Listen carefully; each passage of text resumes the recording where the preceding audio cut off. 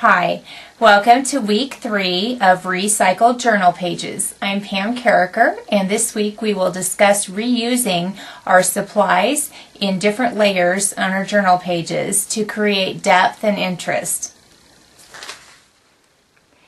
For supplies this week, we're going to reuse some things that we've already used, and then we're going to introduce a few new things as well. But the things that we introduce this week are going to be things that we are reusing from other areas of your life.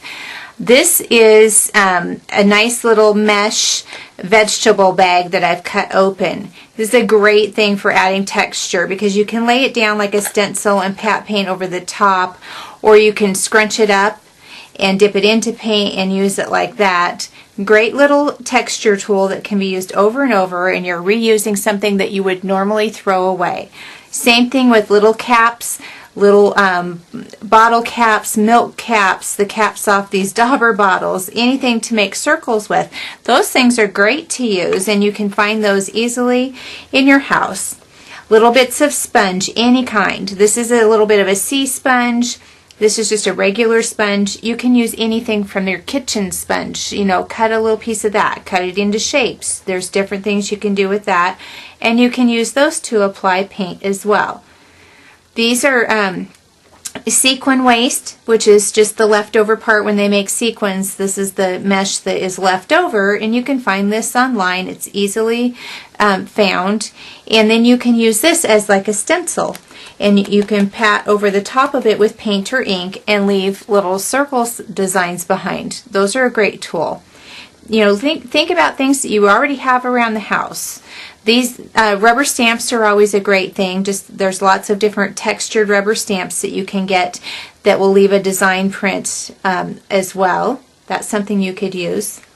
We're going to use a graphite pencil again this week. We're reusing the same thing that we had last week there. Reusing our oil pastels. And we're going to introduce some acrylic paint. Now, the acrylic paint that I'm using, I have reused some Bingo Dauber bottles that you can get empty, and then I just mix up fluid acrylic paint and some water and a little acrylic glazing medium, and what that does is extend the drying time of the paint, and I haven't had any trouble with the tips drying out or anything like that, and you can store these for a long time, and it makes the paint go a long way, so it's an easy way to apply it. You don't need these, but it's a fun little tool, easy to use, and you can find the recipe for my paint mixture on my website if you want to look on there to find out a link to get the bottles, and then I also have my mixture of paint that I use in them. So I'm going to use 3 different colors that go with my color palette, and this week we're going to look at the page and look at the negative space on the page that we may want to fill up with some stuff. And the negative space is basically anywhere that doesn't have the design. Like this is the design, and the design, you know, the empty space around it is my negative space. So I want to fill that up with some kind of a design element. Now I could use you know, a small design element like that, which might look nice, and I may do that. Or I could use larger, I could even use the Bingo Dauber to make dots, and they come out really nice. I might do that up here just to show you. You can just make dots with them, really easy. Or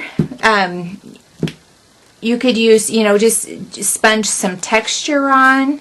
You could use the rubber stamps, you know, whatever you think might look nice to add to the negative space. I think I'm going to use, go ahead and use this at an angle. And I think what I'm going to do is use my sponge to apply the paint. So I'm going to take a sponge and get it damp and wring all the water out of it. And then take some of the acrylic paint, and I'm just going to put it over here on my palette over here, and just take the sponge, pick up the acrylic paint on the sponge, and dab it. into this negative space. The nice thing about working with the sponge is you can turn the sponge over to a side that doesn't have paint, and you can pick up some of the paint so it doesn't get too heavy on there. And I'm just going to add just that little bit like that, and that's all I'm going to add. Just a little bit, maybe actually a little bit up here too, just to carry it around the page. So there you've got a little bit of a dot design element in one color, but I think I also want some bigger dots. So I think I'm just going to go down the page like this. Kind of carries that around too, because you don't want to leave, you know, just have like the turquoise up there and not have it anywhere else. So I think this will be good. Just add it a little bit around the page like that. Then maybe a little gold to my flower top. Yeah, I like that. And maybe just a touch of gold to the wing. Sometimes just a little of that paint helps take the, or, you know, helps pop it up just another little bit there. And I just like to mush it around with my finger a bit. And you don't need the bingo dauber to do this. You could put the paint on your palette, just mix it with a little bit of water. It's just fluid acrylic paint. And you could apply it with a brush, or you could mush it around a little bit with your finger like I'm doing right here. And you're going to want to let the dots dry up really well before you do too much else, because they will, you don't want to smudge them or smear them. And I think the other thing that I'm going to do right now are these stripes that are on her neck. I want to re-emphasize those. I think I'm going to want to go black on those and do some more black outlining. So I think I'll leave the stripes the way they are right now, and later I'll come back. This is all a process, so later when I go back at another step, I think I might add some more black to those. So play around with your page and fill in some of the negative space with some design elements, and let those dry up, and then we will add some more detail to them. Okay, now we're going to reuse our graphite pencil, and this is the time that we're going to bring the sketching back to the piece. So where we have design elements now is the perfect time to redraw those elements. Reusing the graphite pencil, we're reintroducing that in another layer. We have the graphite going on underneath in the journaling, and now we're reusing it right over the top. And remember that you can add drawn elements as you like to this layer too. You're not roped into what's there originally. This is the time that you can add more and re-emphasize things in maybe a slightly different way than they were the first time.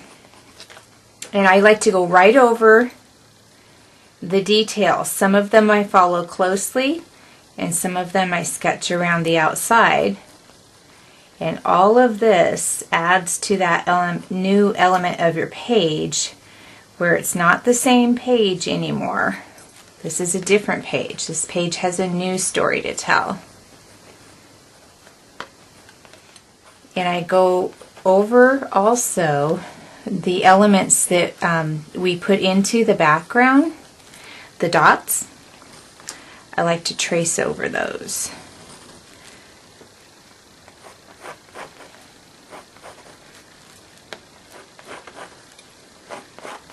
Sketchy strokes,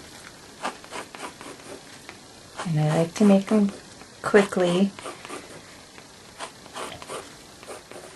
and reintroducing and reusing the same supplies many times in a page gives your page a cohesive look when you're finished, because you've used the same supplies in different ways. Things like this window, I would totally sketch around that. And re-sketch. It was drawn the first time in the first page. Now I'm redrawing, reusing that same element in a new way. I'm going to redraw my flower and the flower petals. You could use a permanent marker for that step instead of the pencil if you wanted a more bold look. If your pages are bolder and not quite so soft in color palette, then use a marker. Make those things pop out. That's a great thing to do. The final step, I'm going to reintroduce and reuse these oil pastels again one more time and add just hints of color. This time is going to be a little less than the last time. I added a detail here in pencil, so I'm going to go ahead, and that's the first thing that I'm going to do, is just shade under that new layer of feathers that I added to the wing with the pencil and help those pop out a little bit. And wherever you think you need to add,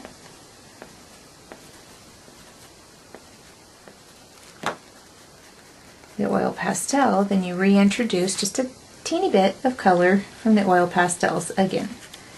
And this will be the last time that we use them. You may want to go around some of your background elements that you added. This might be a time that you think that you need a little bit of color around those, and this is a good time to add that in. Some extra shading. So you look around your page, find the areas that you want to re-add some oil pastel, and go ahead and add those in. And remember, you're not limited to grays and blacks for shadows. Use color on your journal pages. It's fun. It adds a fun element. Definitely don't need to stay with grays and blacks. So for this week, by reusing the supplies that we've already used, we've added another interesting layer to our page. We've added some background interest in the form of the negative space detail that we added. And our page is getting close to being finished, but there's more to come. So I will see you next week and we will finish it off.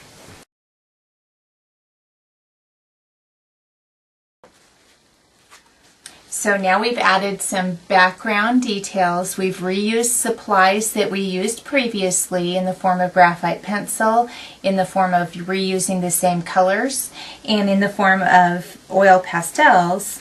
We have reused some of the supplies back onto our page, adding another layer of depth, another layer of interest, and another cohesive layer that draws all of these new elements from old pages together. And now we have one more week, and that week we will finish off our page with some great detail.